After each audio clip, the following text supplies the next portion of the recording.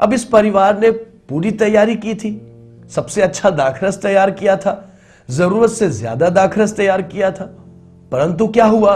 दाखरस खत्म हो गया। अब परिवार की बेइज्जती, क्योंकि बहुत से मेहमान अभी आए हुए हैं, उन तक दाखरस पहुंचा ही नहीं और दाखरस खत्म हो गया। इस परिवार के लिए एक पराजय की स्थिति बन गई, बेइज्जती, अपमान की स्थिति बन गई। इनको नहीं मालूम था अब हम करें तो क्या करें। एक दो ग्लास दाखरस की बात होती तो आस पड़ोस से उधार मांग लेते, पर ये तो शादी के बारे में बात कर रहे हैं, यहां इतना दाखरस चाहिए, कहां से प्रबंध होगा, इनको कुछ नहीं मालूम। ऐसे में क्या करें? प्यारे मित्रों, हम भी तो जीवन के अंदर ऐसी परिस्थितियों में आ फंसते हैं जहां पर हमारे सामने सीधा अपमान होता है, हमारे सामने पराजय की स्थिति होती है, किसी भी वक्त हमारी बेइज्जती हो सकती है। ऐसी परिस्थिति में हम जाकर खड़े हो जाते हैं, हमें कोई रास्ता दिखाई नहीं देता कि हम करें तो क्या करें। पर इस शादी की तरफ ध्यान दीजिए, यहां पर एक व्यक्ति था, या और अच्छी तरह कहना चाहिए एक व्यक्ति थी जो यीशु को जानती थी कि इस भीड़ में एक जन है जिसके पास इस समस्या का समाधान है, और वो व्यक्ति थी यीशु की मां मरियम।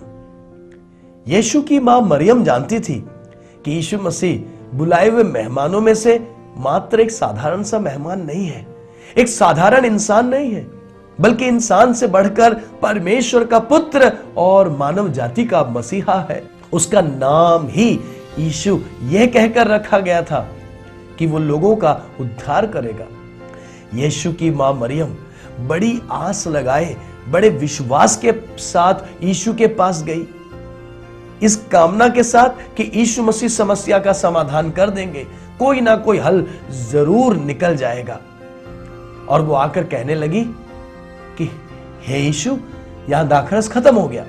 यीशु मसीह ने अपनी मां से कहा, ऐ स्त्री, तेरा मेरा क्या लेना देना। यहां पर यीशु मसीह ने अपनी मां का अपमान नहीं किया, बल्कि यीशु मसीह अपने जवाब के द्वारा कुछ और प्रस्तुत करना चाह रहे थे कि मरियम के साथ यीशु मसीह का मां का रिश्ता तो है, पर यीशु मसीह उनके पुत्र से भी बढ़कर हैं। मरियम के पास समाधान नहीं था, समाधान था यीशु के पास, परमेश्वर के पुत्र के पास, मसीहा के पास। इसलिए मरियम यीशु के पास आई थी। यीशु मसीह के कड़वे जवाब से मरियम निराश नहीं हुई। प्यारे मित्रों, हमारी समस्याओं के बीच में हमें मरियम की तरह यह पता होना चाहिए कि मेरी समस्याओं का समाधान यीशु के पास है, और हमें अफरा तफरी में इधर उधर भागने की जरूरत नहीं है, दर दर पे जाके खटखटाने की जरूरत नहीं है। हमें आना है केवल उसके पास जिसकी महिमा से हम वाकिफ हैं। यीशु मसीह परमेश्वर होकर भी जो मनुष्यों के बीच में आकर जिसने डेरा किया, उसके पास हमारी परिस्थिति का समाधान है। कौन सा रास्ता लेना है, उस रास्ते को वो दिखा सकता है, बंद दरवाजों को हमारे लिए वो खोल सकता है, हमारे परेशानियों का हल वो दिला सकता है। ऐसा एक अटल विश्वास हमारे अंदर होना चाहिए। कई बार जब हम परमेश्वर के पास बड़ी उम्मीदों को लेकर जाते हैं, परिस्थिति का रुख और बिगड़ सकता है। शायद जैसा हम चाहते थे उससे भी बुरा कुछ हो सकता है। जैसी हमने उम्मीद की थी वैसा जवाब शायद परमेश्वर से ना मिले, परंतु ढाढ़स ना छोड़िएगा। यीशु पर जो हमारा विश्वास है वो अडिग बना रहे, क्योंकि प्रभु के काम करने का एक वक्त आएगा।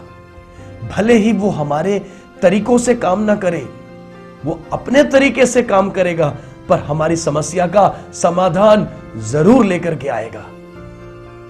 यीशु ने तब तो कहा, मेरा समय नहीं आया। वहां कुछ दास लोग खड़े थे, उनसे कहा, ये जो कुछ भी कहे वैसा ही करना। प्यारे मित्रों, इसे हम एक बड़ा मंत्र समझ सकते हैं।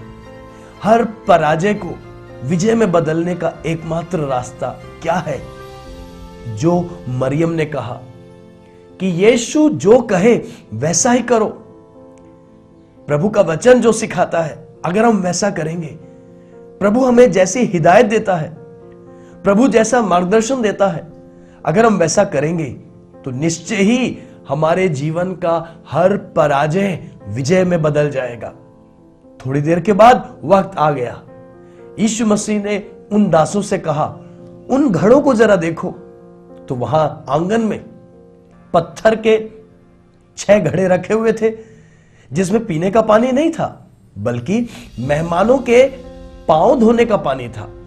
यहूदियों की रीति के अनुसार जब मेहमान घर के अंदर आता है तो पांव धोकर उन्हें अंदर उनका स्वागत होता था। वो घड़े अब खाली थे क्योंकि सारे मेहमान आ चुके हैं। यीशु मसीह ने कहा, उन घड़ों में पानी भर दो। सेवकों ने वैसा ही किया जैसा यीशु ने कहा। हमें भी बिल्कुल वैसा ही करना है जैसा यीशु कहे। शायद हमें समझ में नहीं आएगा ऐसा करने से क्या फायदा होगा, शायद हमारी बुद्धि को वो सही भी ना लगे, क्योंकि अब उन पत्थर के घड़ों में पानी भरने का कोई मतलब नहीं है। पर सेवकों ने यीशु की बात मान ली। अगला यीशु ने क्या कहा?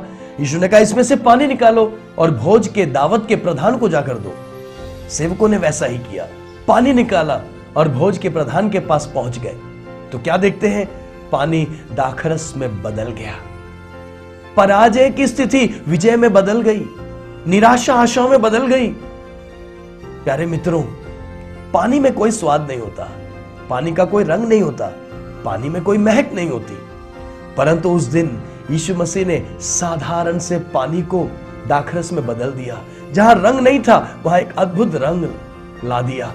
जहां कोई महक नहीं थी, एक अद्भुत महक, दाखरस की महक वहां पैदा कर दी।